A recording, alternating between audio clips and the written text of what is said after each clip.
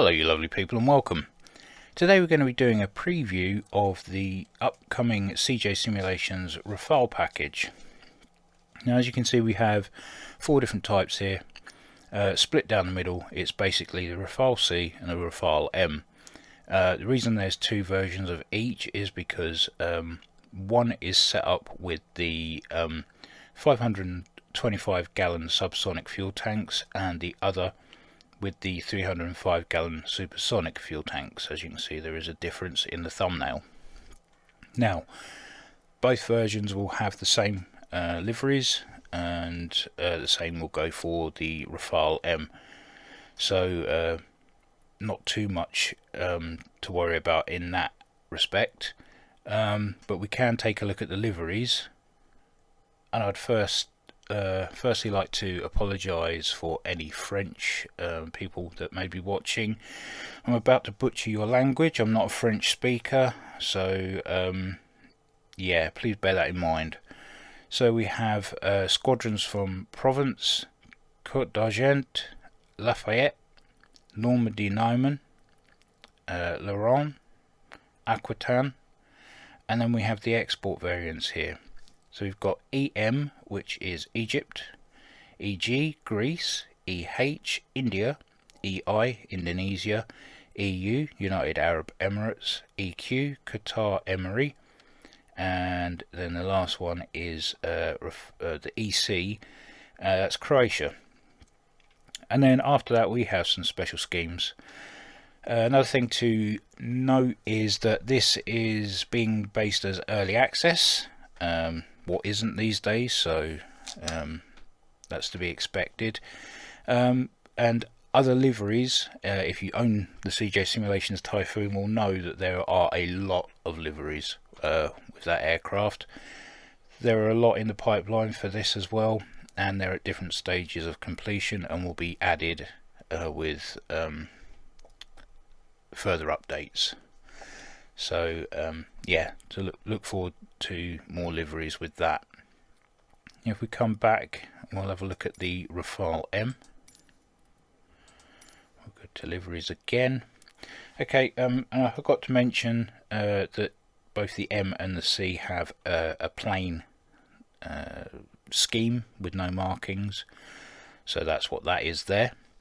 And then we have different flotillas here. I'm not even going to try and pronounce any of them. I might have a go at this one. Flotille 17F. I may have that right, may not, but I'm not going to embarrass myself further. But you've got different flotillas, and then again we have some special schemes at the bottom. Okay, so that's with the liveries. We can now go in and take a look at the aircraft itself. So having a look around the cockpit, with it all cold and dark, as you can see, very modern cockpit, big glass primary MFD in front, some secondary DDIs either side. I've got some screens that either side of that as well. And as for switches, we have our engine implementation switches, electronics, gear and things like that. Over here we've got de-ice and environmental controls, and over this side we have a circuit breaker box there, and some more switches for lighting, internal and external. But yeah, lovely looking cockpit, great reflections, as you'd expect from an aircraft that's more of a modern aircraft. You wouldn't expect it to look too rough inside, especially with today's composite materials. They don't seem to wear and tear the same way as good old-fashioned aluminium sheeting and things like that do after they've been sprayed. So yeah, nice looking cockpit, nice looking leather effect there on the handle of the wrist rest. This material here, I'm sure I had a pair of trousers that had very similar material, and it looks really good. And you know, they say that you can't hear a photo, but then someone shows you a picture of a TIE fighter. Well, I'm going to go one better and say people will say you can't feel an image. I disagree. I know exactly how this material feels, and it makes my skin crawl even just thinking about it. Carbon fibre looks good. Yeah, I mean, all the modelling and textures are top level, as you would expect. So let's just go for a cockpit walk around, and we'll start off with the circuit breaker box. We'll open that up, and what we have in here is we have a low pressure cross feed switch here, a feeder cross feed switch here, and a fuel dump switch here. And working our way down, we have external tanks transfer override switch, emergency hook, and battery mode switch. All purples, we have the alternator left and alternator right circuit breaker switches, and we have a primary and secondary current transformer switch. And then in the green, we've got ignition left circuit breaker, ignition right circuit breaker, and APU ignition circuit breaker. Very rarely will you need to actually flick these switches, but they're there if you need them. Working up to the next part here, then we'll work away from the bottom up. Just move the throttle forward. So we've got our radio, nav radio 1 and 2 volume knobs there, and intercom knob. These are clickable, but they don't have any operability in the aircraft. Up from that, we've got our trim switches, so pitch rudder, and pitch aileron, sorry, and pitch rudder switches. And we have the FCS reset switch there. Again, we have a couple more switches that have clickability but no operation. Up from that, we have our internal lighting dimming knobs, and we have a test left and right. I don't think that actually does anything. Up from that, we've got external lighting, so strobes, nav lights, formation, and then anything up from here is clickable but has no function. Let's bring the throttle back. Speaking of throttle, we'll talk about this now, or I'll call it the throttle arm because it's a bit bigger than a normal throttle. We have our taxi and landing light here. Grab, pull down. We have taxi light in the middle is off. Forward is landing light. Up here we've got a spoiler switch. Click it on, click it off. Other switches aren't clickable. Underneath there we have our engine management sliders. We have them in stop at the moment, so engines will not run. Stick them into idle, they'll run up to idle. Put them in normal for normal flight, and then we have a fix position at the top, and bring those back down. Up from that we have a our electricity or battery, I suppose you could call it a battery rotary switch, and this can be switched into standby, switch on the APU, get the avionics up and running. We can toggle the APU on and off with that, and this is our generator and engine starter switch. We have AC reset, gear lever with gear light, refueling enabled and disabled, hook switch, and stores switches there. Up from that we have our left DDI option switches here. We have autopilot, which is operability, sorry. Info, not operable. Fail, not operable.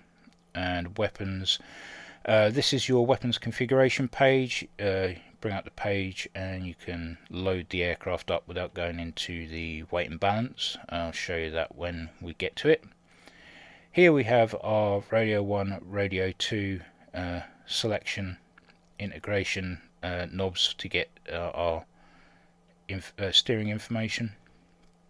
Heading knob, master arm on off. We have landing light, taxi light and air brake lights. We have a prio light here in the Charlie. In the mic it's the angle of attack indicator. We have our fire warning lights for left, right and APU. Each DDI and the primary MFD have power switches and dimmers, so you can select those to your preference. And then over this side we have our course heading annunciator panel. This is our barometric altimeter and artificial horizon. So barometric pressure can be changed here. We can select it back to standard with this button. The test button here will hide the flight stick. We've got de-ice. This is a fuel gauge. These buttons here are menus for the right DDI. So we have electronic countermeasures, situational awareness, HSI and fuel. Coming down further, we have the laser switch here, which doesn't have any function. Parking brake here, canopy open close here. Environmental controls for inside the cockpit. Open this up and we have pitot, anti-ice, and we've got a cabin pressure dump switch and a bleed air switch. Go back from that, we've got a fly-by-wire integrity check switch. So that covers all the switches.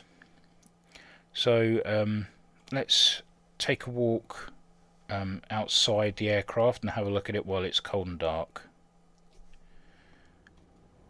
So let's just take a look around the Rafale C. And you can see the modelling is superb. I've never been a fan of French aircraft until I flew this. I think the aircraft itself looks fantastic, and the modelling itself has represented the aircraft very, very nicely here.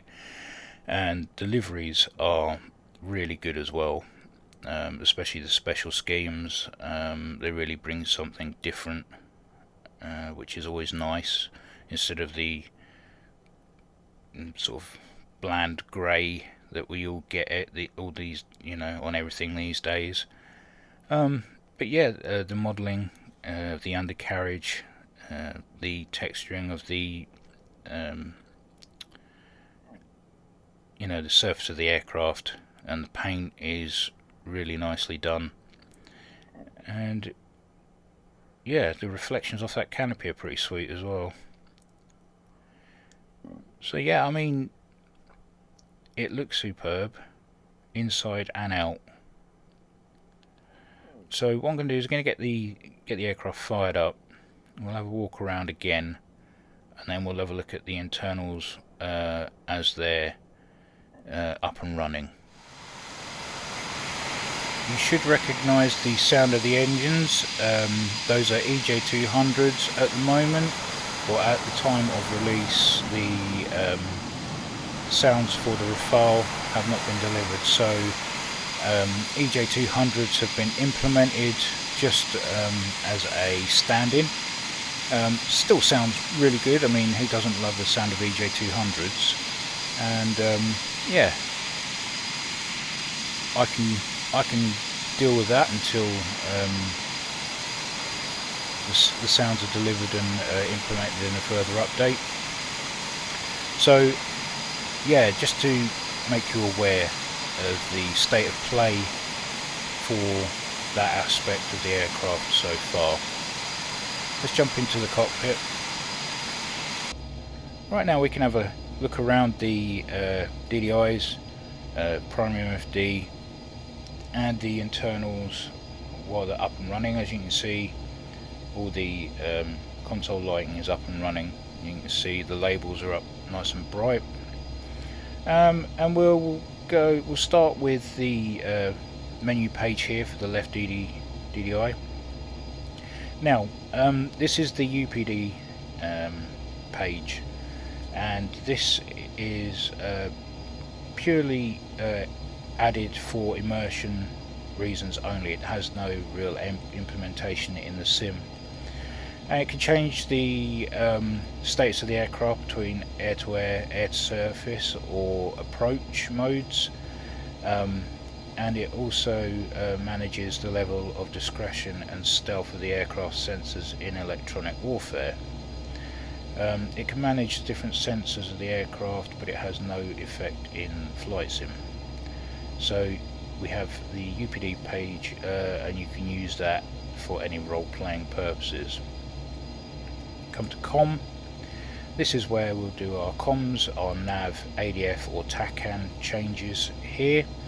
As you can see, we've got a little keypad. We can change between nav radio 1, nav radio 2, and will be one of your main sub-menus. IFF. Now you can change your squawk code here, so I'm going to do 1776. There we go. And you can change your modes here, and you can go from standby to on, and also you can do your other pieces as well. So transponder, the FSO, which is the IRST and imaging sensors on the front, just in front of the canopy. And again, I think these are just for immersion purposes, so you can do dogfight mode, things like that. And then we've got radar again, I believe just for immersion. And you've also got air-to-air and air-to-surface options there that have no operability in sim, but they're there for immersion anyway. Next we've got electronic countermeasures, again immersion, but it's added for any role playing, so you can switch them on, flick over to 4DIS and you're cooking. So yeah, just some different bits and pieces there, and it shows the layout of the aircraft and sensor directions. We've got app, which is the approach mode for ILS.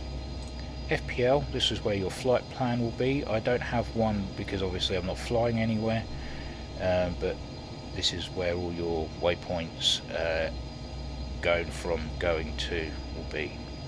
We go to page 2. BD has nothing. FM, this is your flight management. You can select your runway, your departures, approaches, things like that, for your flight plan. Nav, I don't think there is any INS implemented in the aircraft, but if we click the align, you can see the aircraft is now aligned with the coordinates and bearing that we are pointing at now. That's just aligned it. DAS, now this is a customization sort of page. So if we click, this is for the left DDI, right DDI and the MFD. We can select any of these purple options to show in this DDI. Now fuel will only show on the right DDI, but here if I click it, we have fuel tanks and total fuel remaining, weight and all that good stuff here. And then we have access to the sub-menus that are underneath that as well, but I'll get to those when we get to the other side. And POS has no bearing in the sim. Again, it's just there for immersion. This page is just for aesthetic purposes, and it is a GPS and DTK status sensor,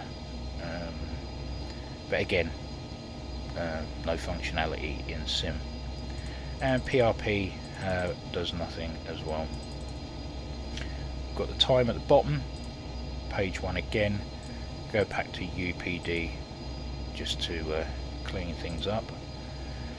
Okay, we'll do the primary last.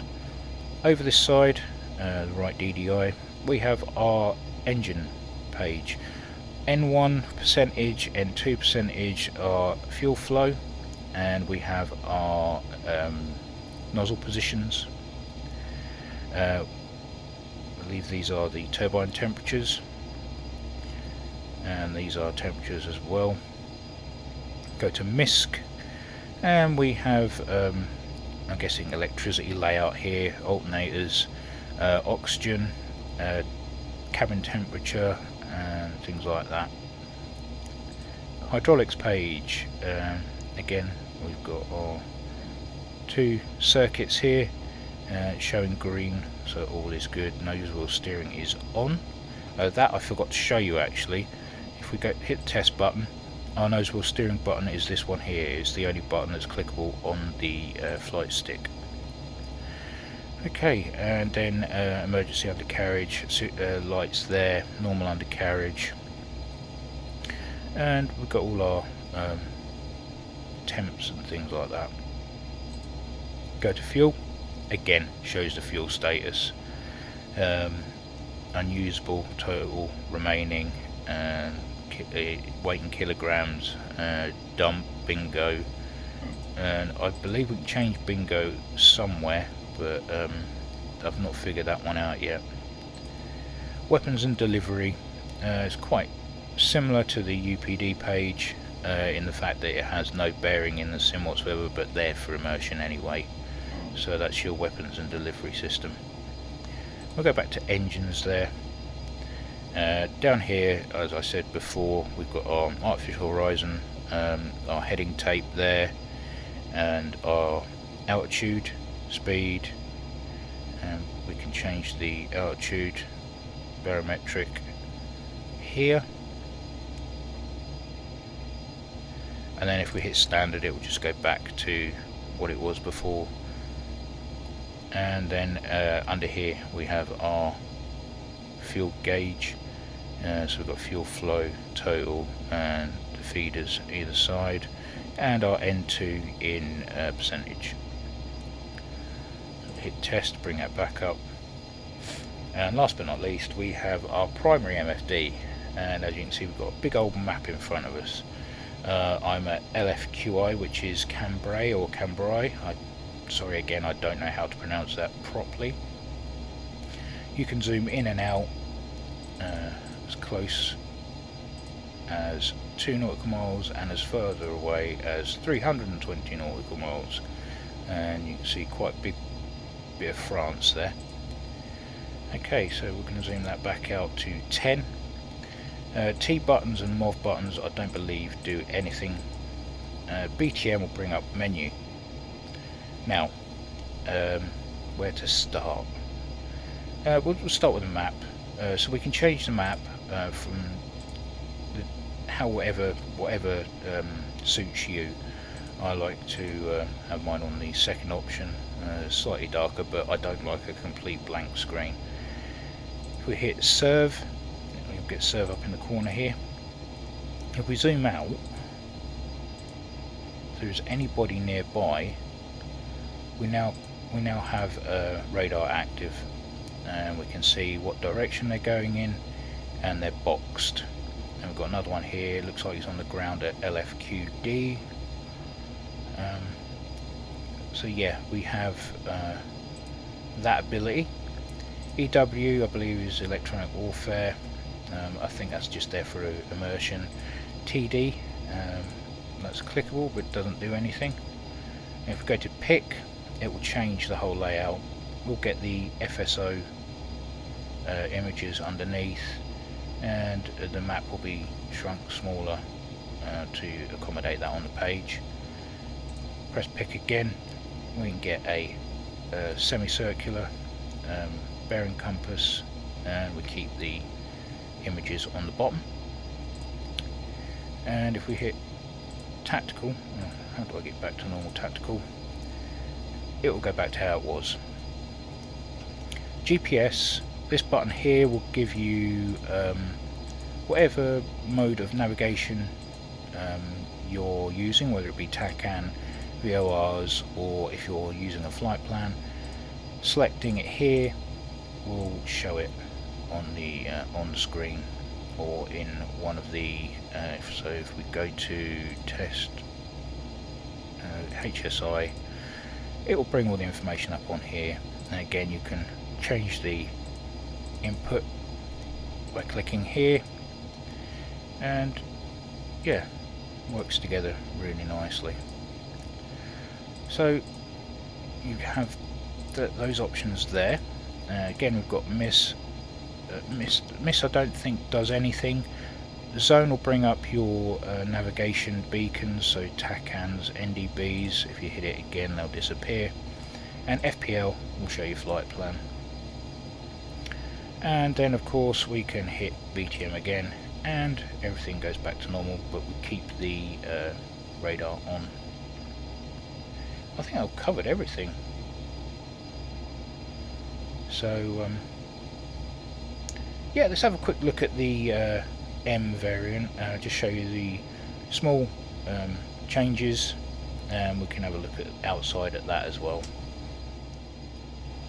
So let's just go over the subtle differences between the C and M variants in cockpit. So up here we have our diamond angle of attack indicator. This will tell you if you're too high, too low, or if your porridge is just right. And down here we have a launch bar button, which works really well with the Miltech Simulations Supercarrier Pro. If you haven't got that and you're thinking of getting the Rafale, just be aware that the Supercarrier Pro will have the chargeable added at some point in a further update. So when that is released, these two will go hand in hand very nicely indeed. So yeah, those are the two subtle differences between the C and the M. While we're here, I'll just go over a few bits that I missed in the C. So left EDI, just going to show you this menu here. So fail and info do nothing. Go to autopilot, got your autopilot functions, altitude, speed, and flight plan hold and things like that, and your altitude. It's all done in that page there. And this is at your loadout configuration. So instead of going into your weights and balance, you can actually do it from here. So if I wanted to add SBU 64s, or hammers as they're known, and a couple of Mikas on the wingtips, and a ventral fuel tank and a targeting pod. If we jump outside, you can see that that has actually done that for me, and I don't have to go into weight and balance. I've got my targeting pod, got my SBU 64s, and my Mika IRs on the wingtips, and we're ready to go hunt some ground targets. We can also go back in and change to whatever we feel like.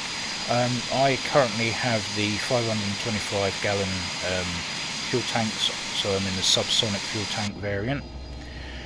But anything could be switched up here. We could add a couple of meters to the ventral left, ventral right pylons as well. Or if we just want to go ridiculously overweight, we can do this and fill all pylons. And there we go, we have one really mean looking Rafale M. And as you can see, we've got our meteors, our BVR missiles there. We can go into weight and balance and change these Mika R's into meteors for BVR fighting. And we've got our Mika IRs, wingtips, SBU 64s. So all in all, looks like a pretty mean bit of kit. So we can jump back in again. And I'm just going to go in and clear all of those, because when I do my flight, I don't want a massive drag factor on the ability of the aircraft. Okay, and we can also switch that up from real to sim. If we zoom in, we can change our loadouts to a pre-selected there for air to air, pre-selected air to ground, and another pre-selective air to ground. So yeah, quite a handy page that, and very handy to have indeed, instead of typing in numbers every time you want to do something. And the last bit I'm going to cover is the right DDI again. Come back here, we're going to go down to this menu. So we're on HSI at the moment. We can do fuel, which should be on the fuel sub menu, but we've got, like I say, weapons delivery, hydraulics, miscellaneous, and engine status. And then if we come down to SA, situational awareness, this will let us know if there is anything in the area aircraft wise. And then back to electronic countermeasures, and this will also give you bearing in GPS, VOR and TACAN. So I believe I really have covered everything in cockpit now. So I'm going to sit that back to HSI and bring up the flight stick, and I don't believe there's anything left to do other than taking it out for a flight. But I'm going to switch back to the C variant. But before I do that, we'll do a quick external check before I forget. My brain farts are big today. So looking at the aircraft externally, we have the extended oleo for a more nose-up attitude for carrier takeoff. Obviously the real aircraft has a more strengthened airframe. It's obviously got the stronger hook as well for carrier landings, and strangely enough the difference between the M and the C weight wise is only 500 kilograms. So the M weighs 500 kilograms more than the C, just with the change of equipment. So not much really weight wise between the two. 500 kilograms in an aircraft of this size really isn't much at all. So let's jump into that C variant and get in the air. Another little addition that I thought I'd show you just before I get rolling is if you come into the IFF page and we go to the front sector optronics there, or FSO, we have the ability to actually switch it on and off so it will open or close. If we go out to the nose of the aircraft, you can see at the moment the IRST and imaging sensors are open. But if we come down and click that to off, and you can see now that the systems are now closed up, no longer emitting, and helps with the stealth of the aircraft as well. So I'm going to go back in and switch that back on, and there are little sub menus in here. Majority are not applicable. Like I say, the FCO, front sector optronics, you can get in and switch it on and off there. But main one is transponder, so we are going to change it back to 1776, my transponder number when I fly, and if I'm using board codes on the outside of the aircraft, I'm always number 69. Number that's always stuck with me. Right, let's get this thing rolling. Let's take the parking brake off. Taxi up to the end of the runway. Now the ground handling, it feels quite nice. It's not heavy, it's not light, it's very responsive to my small inputs, which is a good thing. And just going to dodge those gates there, I don't want to crash. So yeah, very responsive. I don't know if the Rafale M will have a a high gain on the nose wheel steering. I've not checked for that actually, but that could be a possibility. I'm not 100% sure. It's not until you make videos like this that you realise some things you just haven't checked. Unfortunately, I'm not a machine. I am human and I will make errors, so I apologise for any emissions.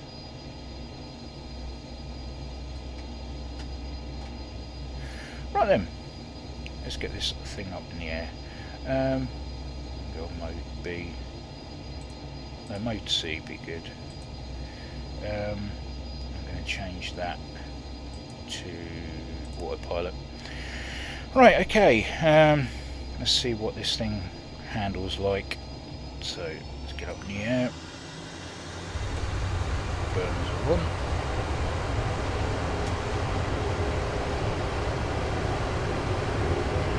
Rotate now, and we're up already. Gear up.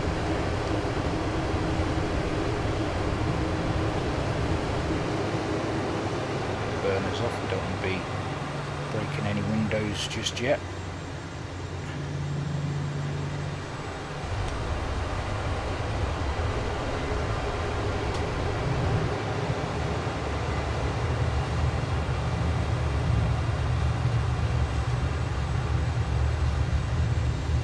Landing gear.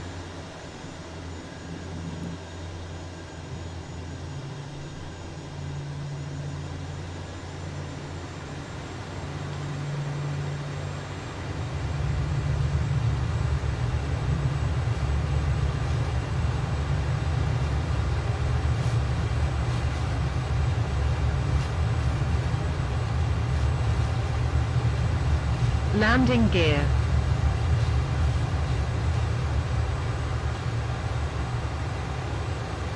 Landing gear.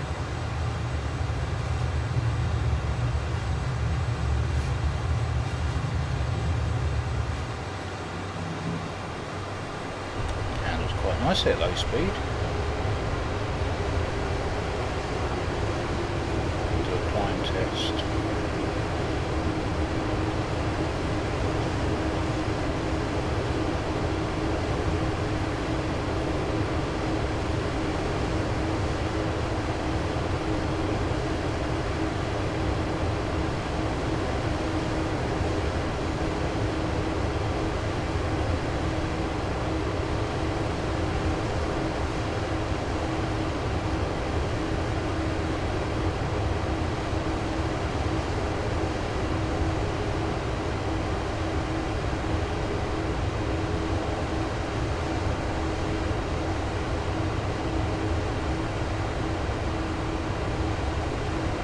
Well, it definitely climbs like it means it.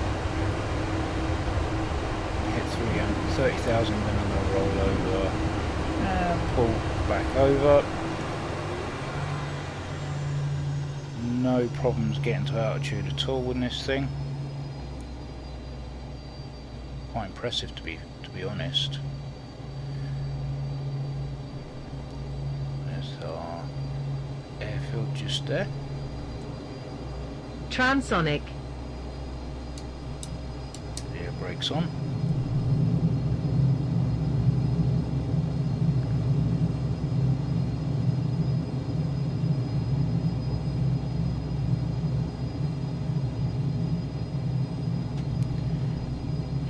Take those off.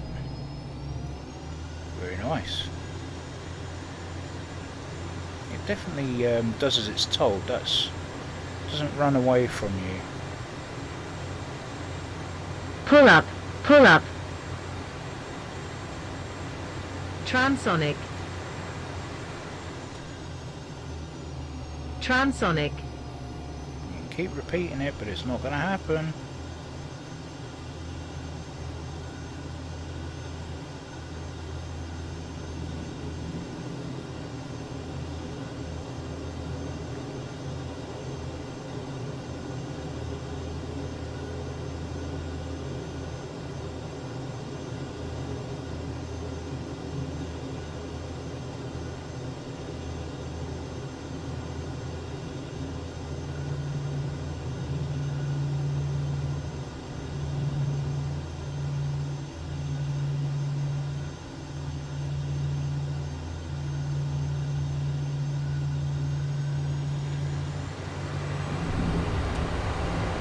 Oh, authority is really good as well.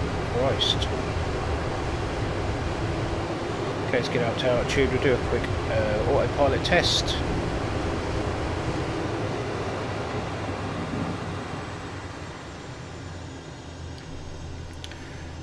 Activate the autopilot now. Attitude hold and heading hold are on, so it should stay straight and keep climbing. Hold altitude that we're at the moment. And we'll use the heading knob, and it's doing as it's told, which is nice. And we'll turn back towards the airfield.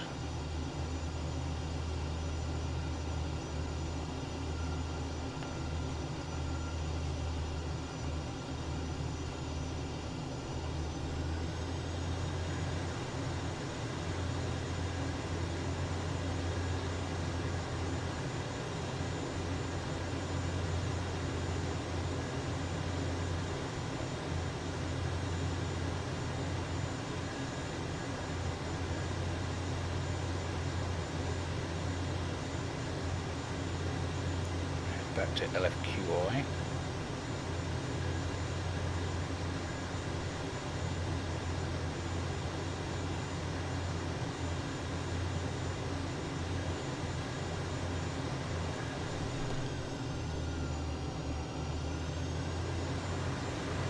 Should appear on the nose now.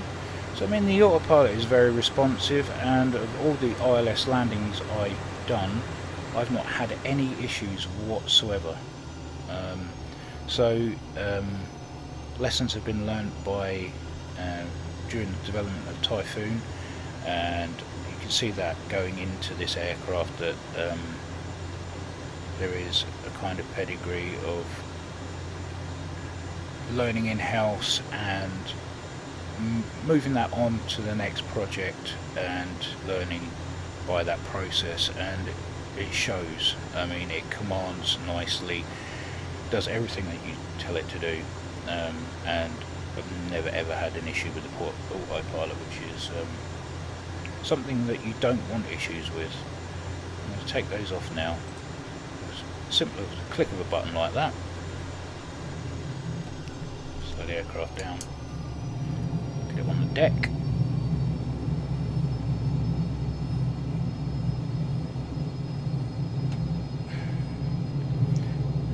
Perform a teardrop, I think, because I'm way too far over.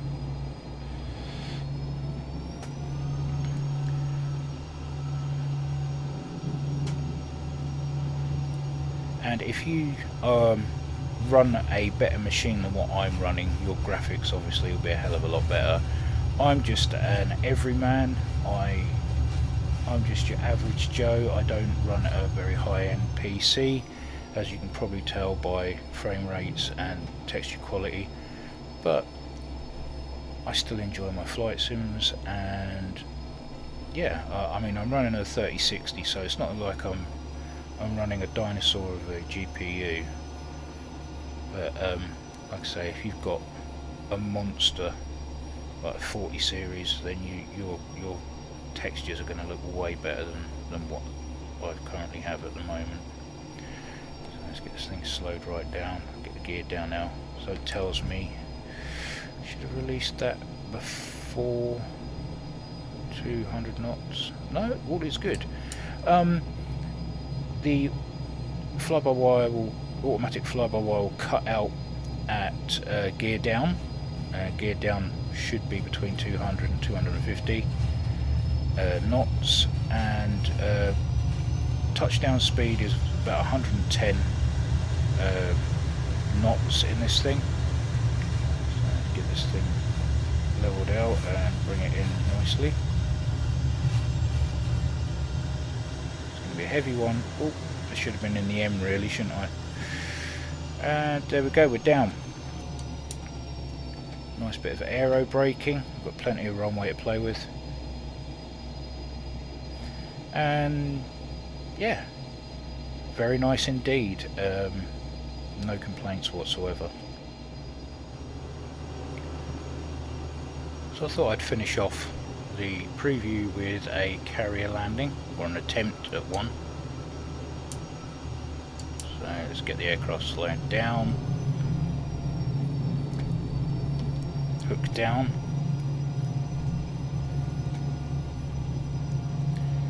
get the gear down. As you can see, our angle of attack indicator there is letting us know the score. Manually trim the aircraft up.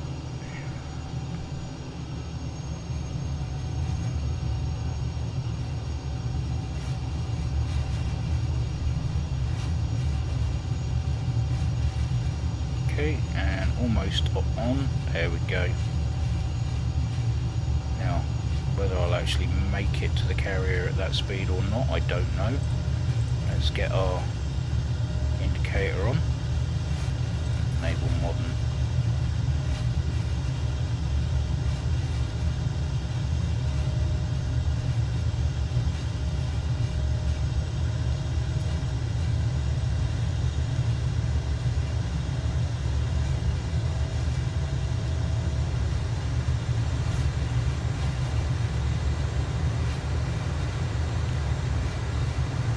Low at the moment, dangerously low.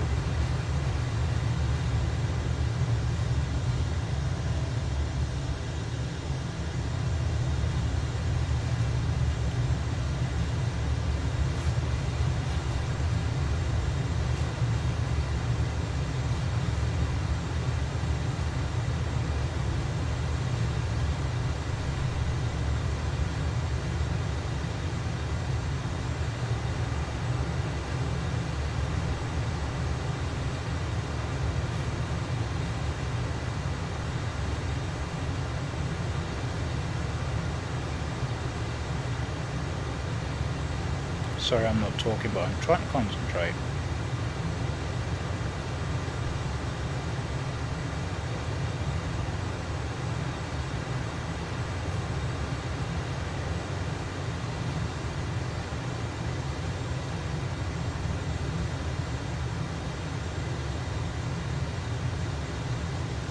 Level high. Counter that with some drop in speed.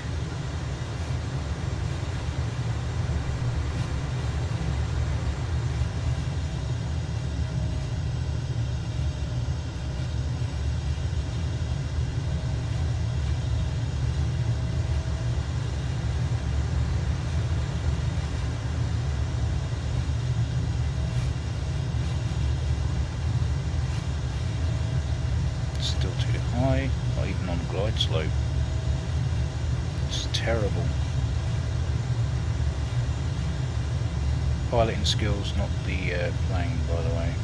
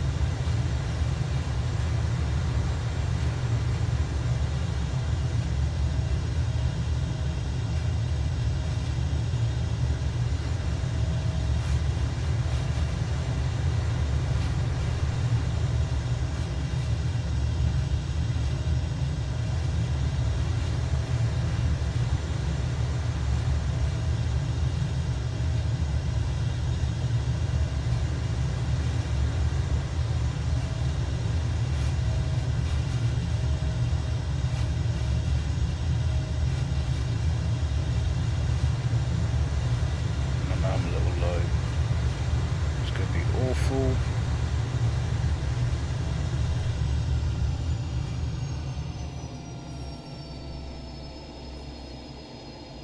I'm down. Whether that was because I caught a cable or not, I don't know.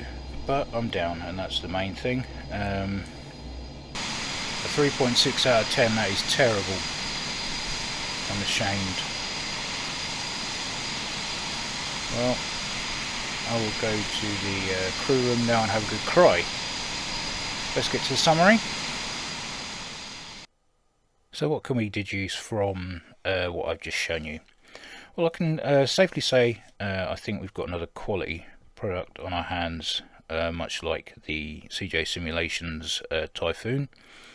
Everything was developed with what was available, as in real world data that wasn't classified. So all the numbers are there that they needed to help develop the aircraft in sim. And again, lessons learned from the development from the Typhoon have also gone into this aircraft, and it shows. It's a pretty solid release in my mind from the get-go, to be honest. It's autopilot works absolutely beautifully. It handles lovely. It's a beast when it comes to acceleration and power, and is a lot of fun to fly. And you've got the M version and the C version, so you can do naval ops as well as normal air ops. It's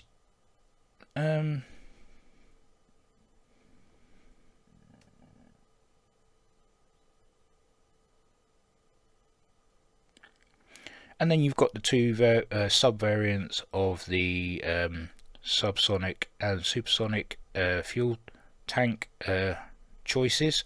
So the one with the supersonic fuel tanks has a lower drag index and a higher top speed, whereas the subsonic variant will have a higher drag coefficient, and the top Mach will not be attainable while carrying those tanks. Nice set of loadout options, and again with the addition in cockpit to able to configure your munitions for PC users is great. I got a little bit tired of going in and keep some aircraft that you don't even get the weights for the munitions. You have to go into the manual to read, and it just takes time, and you've got to try and remember those numbers, whereas this is just a click and it's on the pylon, which is absolutely brilliant. You've got your FSO on off, which is a nice little addition to add a little bit more realism to the aircraft. The textures in the cockpit are lovely. I'm sure some will disagree, but composite materials don't tend to wear the same way as traditional materials. So yeah, they're bound to be a lot cleaner in appearance with no paint chipping, because majority of the time composites aren't painted anyway. External model and textures are great as always, and the only thing that it's not letting it down, the only thing that we're waiting on is the sim acoustic delivery, and then it will have the proper sounds. But like I say, you can hold on. You can just fly with the sounds of the EJ200, or you can wait until the update's implemented, but I don't see the difference between buying it now and then getting it when it's got the sound update, because it's going to get it anyway. So yeah, a lot of fun to fly, and price-wise it's going to be $34.99, €32.43, or £27.87. That'll all be all down to conversion on the day of release, I'm guessing. So that could change, but it will definitely stay as $34.99. And release date 14th of December, and as of recording, that is tomorrow. So I'm going to leave it there. I believe I've said enough. I'll let the aircraft do the talking once it's out and available. But I'm sure you will find that it's a pleasant aircraft to fly. So if you've got this far, thanks for watching, and as always, take care, and I'll see you in the next one.